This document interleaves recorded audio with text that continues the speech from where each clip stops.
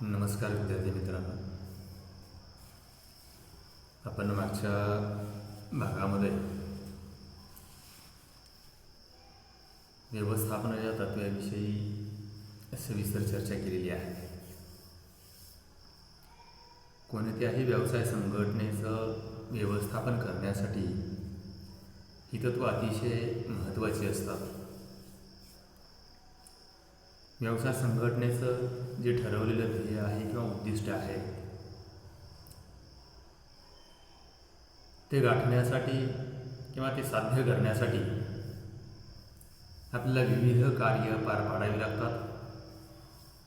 त्या कार्यांनाच व्यवस्थापनाची कार्य असं म्हटलं जातं.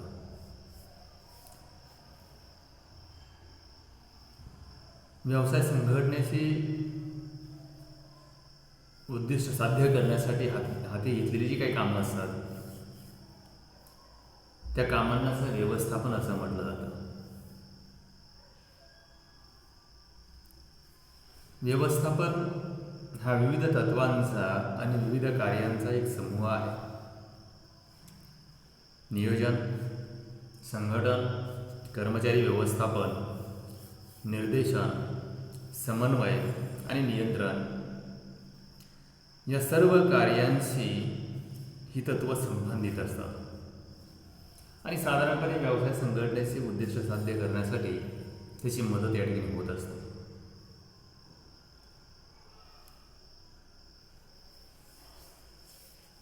इथं व्यवस्थापनाची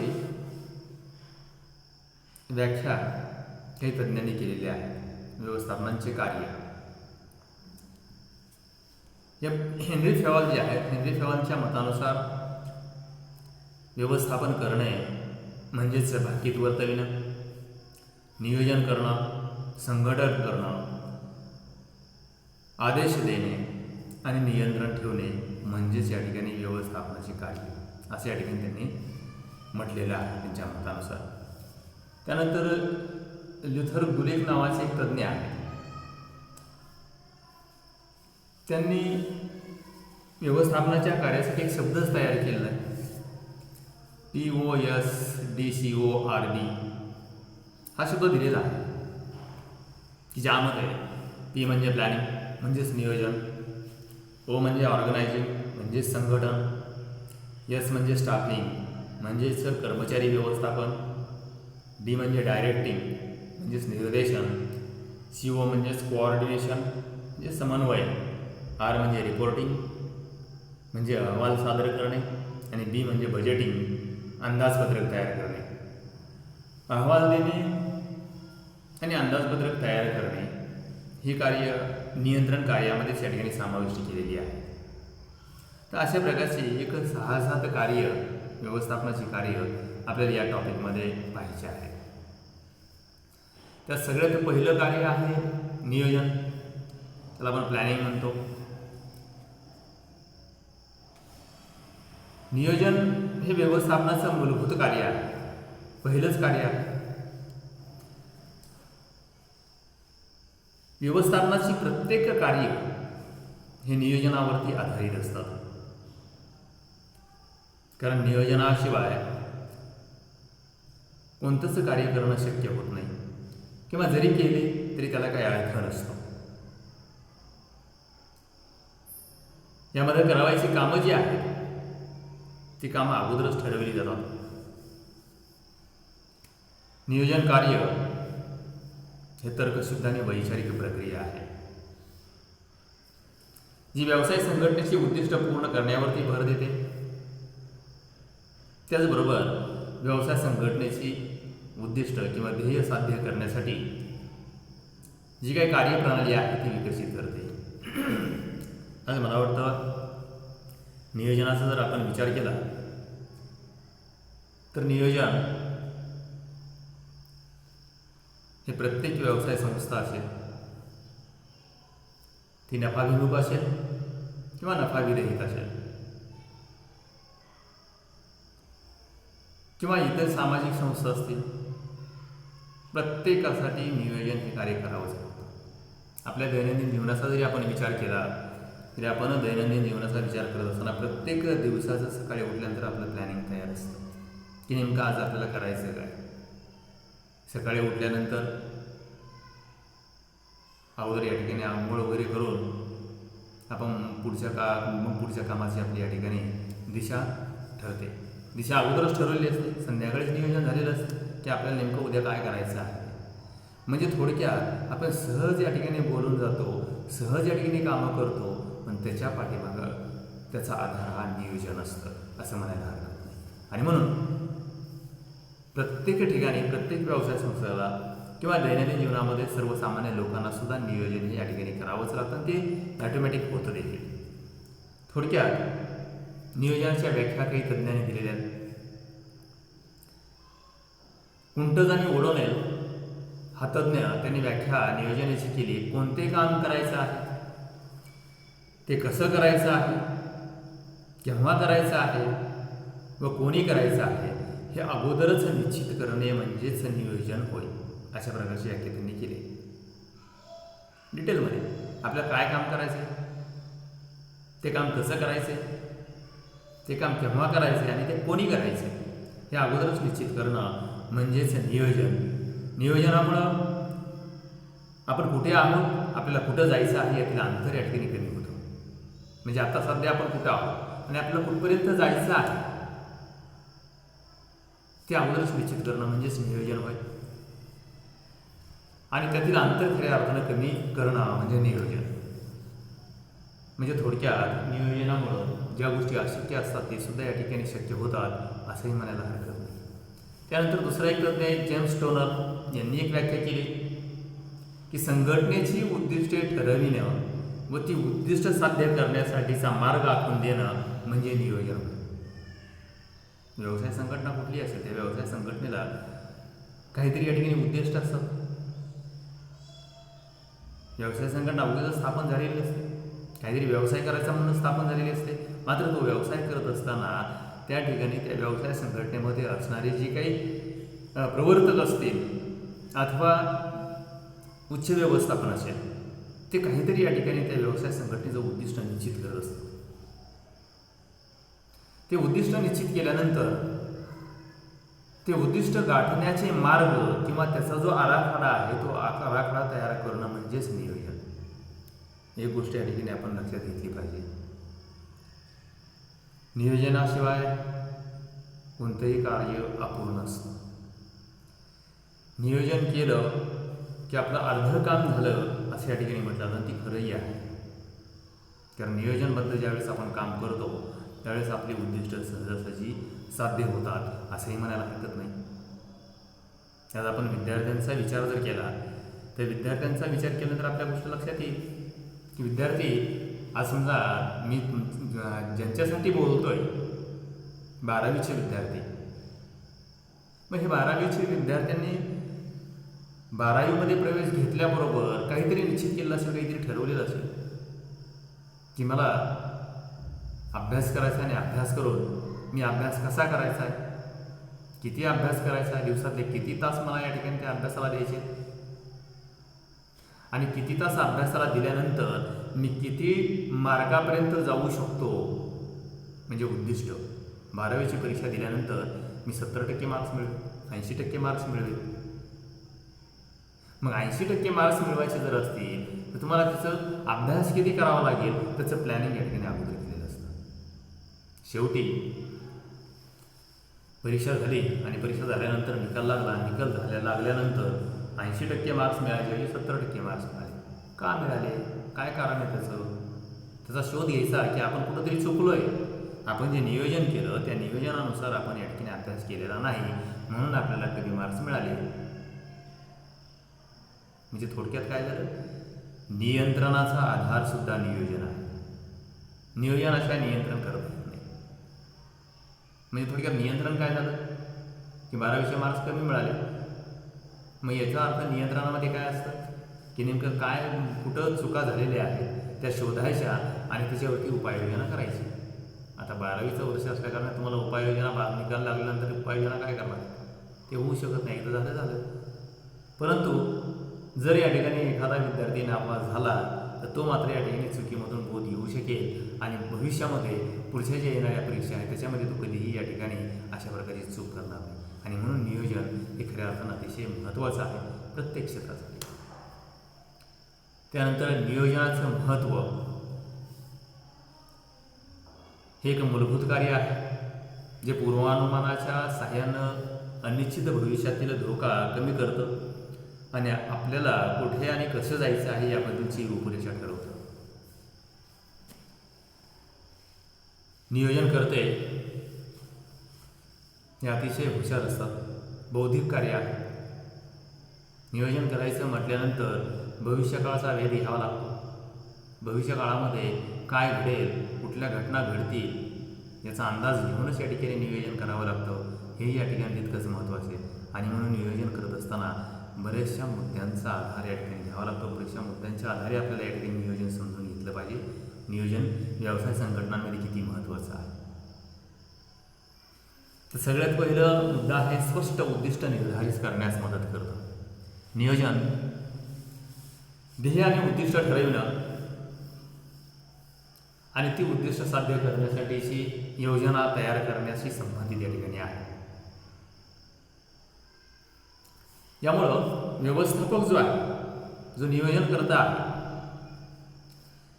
तो सध्याची परिस्थिती काय आहे त्याचं या ठिकाणी पूर्णपणे विश्लेषण करतो आणि त्याच्या आधारे भविष्यकाळामध्ये इच्छित स्थान मिळवण्याचा मार्ग ओळखण्यास मदत होते.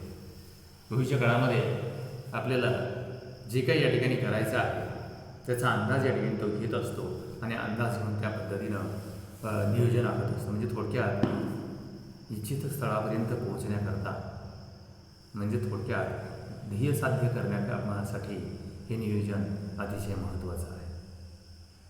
नियोजनाने मार्ग आखून दिला आहे, त्या मार्गाने जायचं असतं. मुद्दा तो दुसरा तोच आहे, दिशा दर्शवितं. नियोजनामुळे जे उद्दिष्ट आहे, जे ध्येय आहे, ते ध्येय आणि उद्दिष्ट नियोजनामध्ये स्पष्टपणे नमूद केलेली असतात. आणि हीच ध्येय आणि उद्दिष्ट खऱ्या अर्थानं मार्गदर्शक म्हणून काम करतात. योग्य वेळी योग्य मार्गाने योग्य गोष्टी करण्यासाठी मार्गदर्शन या ठिकाणी हे नियोजन करत असतं. आणि त्यामुळेच कामगारांना संघटनेमध्ये नेमकं आपल्याला काय करायचं आहे, काय साध्य करायचं आहे, त्यासाठी त्यांनी काय करायला पाहिजे, कामगारांनी काय करायला पाहिजे, किती काम केलं पाहिजे, म्हणजे या ठिकाणी आपलं उद्दिष्ट किंवा ध्येय साध्य होऊ शकेल ते समजण्यास मदत या ठिकाणी कामगारांना होत असते. आणि म्हणून नियोजन हे खऱ्या अर्थानं कामगारांना कार्यक्षम बनवण्याच्या दृष्टिकोनातून सुद्धा हे अतिशय महत्त्वाचं नियोजन कार्य आहे असं म्हणायला हरकत नाही. त्यानंतर कार्यक्षमतेत वाढ. नियोजनामुळं व्यवस्थापकांना उद्दिष्ट स्थापित करणं आणि वाटचालीचा मार्ग ठरवण्यास मदत या ठिकाणी होत असते. नियोजनकर्त्यांनी जे नियोजन केलं आहे त्या नियोजनानुसार व्यवस्थापकांना काम करायचं असतं किंवा काम करून घ्यायचं असतं. त्यावेळेस कामगारांकडून किंवा कर्मचाऱ्यांकडून काम करून घेण्याकरता जे उद्दिष्ट आहे ते उद्दिष्ट प्रत्येकासाठी ठरवून दिलेलं असतं आणि त्या उद्दिष्टापर्यंत जाण्याचे जो मार्ग आहे तो मार्गसुद्धा या ठिकाणी ठरवण्यास हे नियोजन मदत करत असतं. आणि ज्यामुळं कर्मचाऱ्यांना भविष्यकाळामध्ये आपली कामगिरी सुधारण्यास या ठिकाणी मदत होते. साधारणपणे नियोजनामुळं कर्मचारी योग्य वेळी दिलेल्या मार्गदर्शक सूचनानुसार काम करू शकतो. जे व्यवस्थापकाने तुम्हाला मार्ग दाखवला आहे, ज्या सूचना सांगितल्या त्या सूचनेनुसार जर काम केलं तर निश्चितच या ठिकाणी व्यवसाय संघटनेचं उद्दिष्ट साध्य होण्यास मदत होईल. आणि त्याचबरोबर कर्मचारी आणि कामगार यांच्यासुद्धा कार्यक्षमतेमध्ये वाढ होऊ शकेल. आणि ज्यावेळेस कर्मचारी आणि कामगारांच्या कार्यक्षमतेत सुधारणा होते त्याच वेळेस व्यवसाय संघटनेच्या कार्यक्षमतेतसुद्धा सुधारणा होत असते. तेही या ठिकाणी तितकंच महत्त्वाचं आहे. त्यानंतर जोखीम कमी करते. नियोजन हे पूर्वानुमान तंत्रावर आधारित आहे. म्हणजेच अगोदरच या ठिकाणी तुम्ही अंदाज बांधणं, भविष्याचा वेध घेणं त्याच्यावरती ते आधारित आहे. या प्रक्रियेमध्ये भविष्याचा अचूक अशा प्रकारचा वेध घेतलेला असतो. भविष्यकाळामध्ये काय होऊ शकेल, कुठले बदल घडू शकतील त्या बदलांचाही अंदाज बांधला जातो. नियोजन हे भविष्य काळामध्ये करावयाच्या कामाची निश्चितसुद्धा अगोदरच या ठिकाणी करते आणि त्यामुळं बदलांना अनिश्चित ज्या घटना आहेत त्या घटनांना सामोरं जाण्याकरता मार्ग या ठिकाणी हे नियोजन दाखवत असते.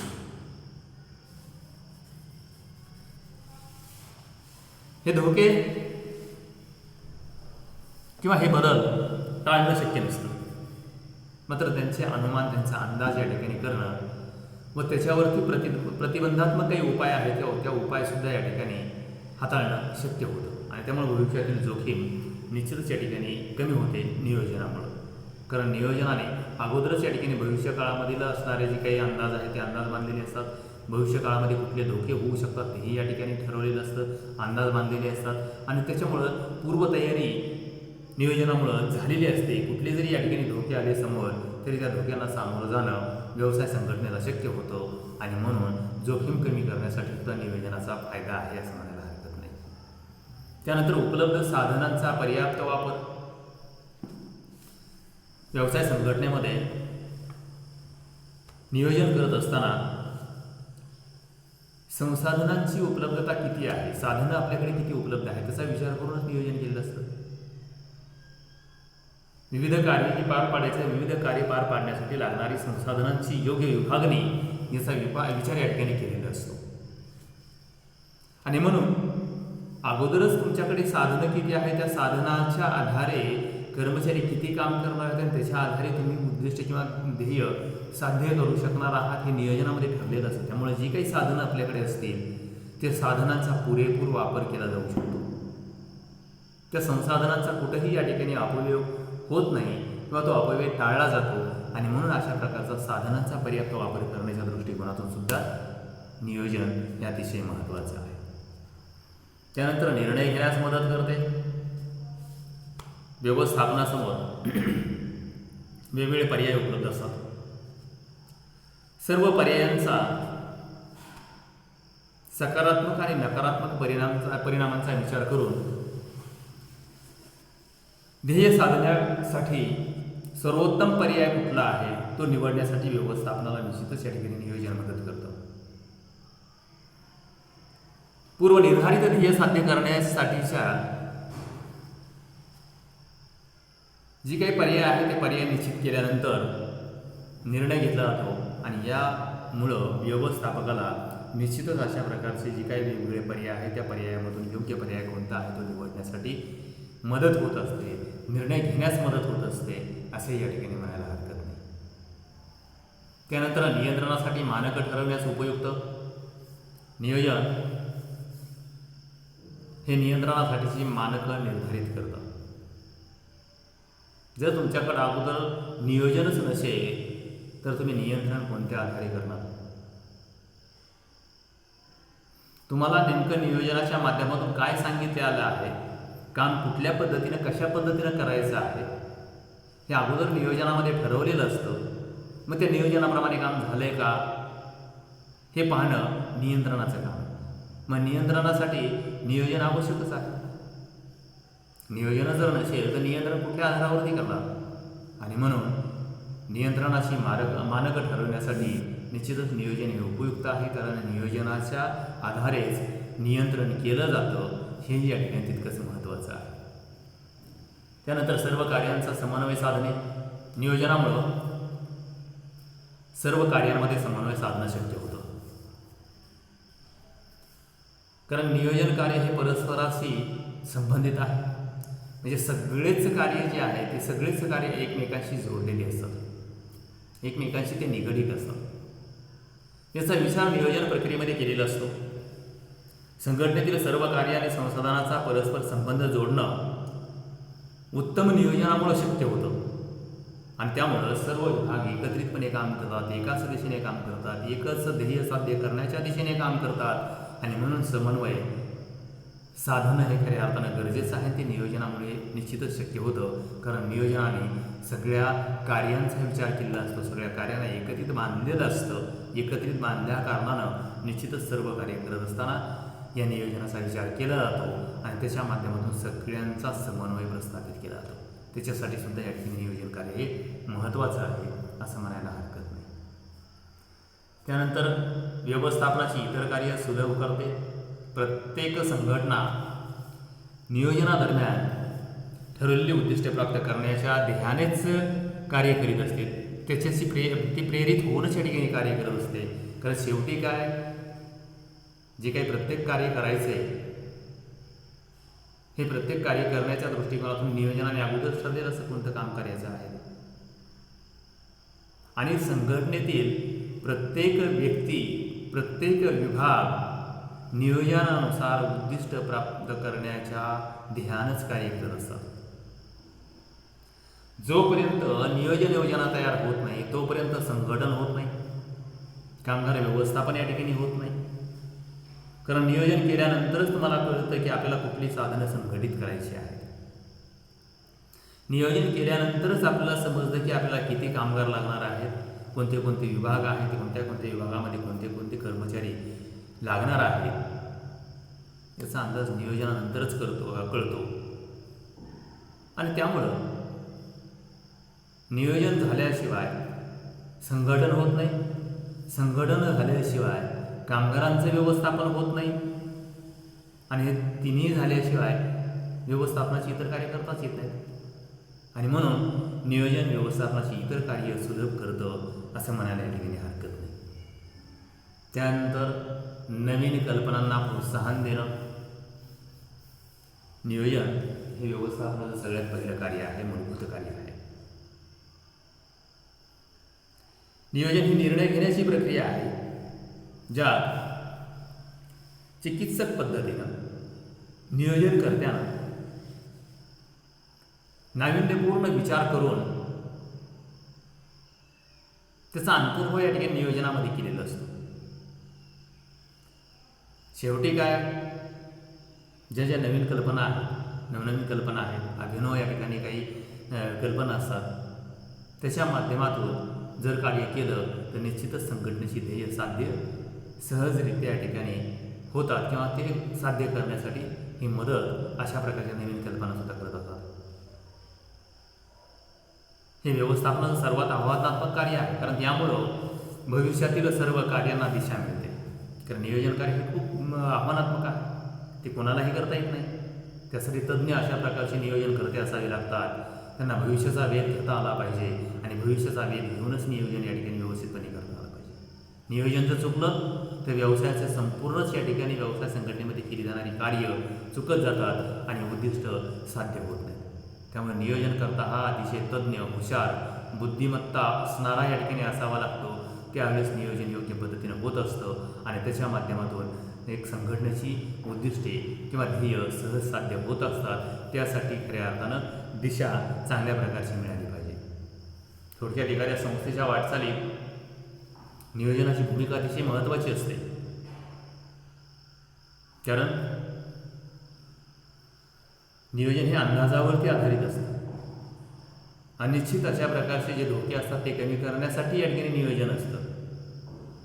आणि जर असं या ठिकाणी अनिश्चित धोके कमी करण्यामध्ये नियोजन यशस्वी झालं, नियोजन कार्य यशस्वी झालं, तर निश्चितच व्यवसाय संघटनेचं अस्तित्व टिकून राहील, हे या ठिकाणी महत्त्वाचं आहे. तर या ठिकाणी आपण आजच्या या भागामध्ये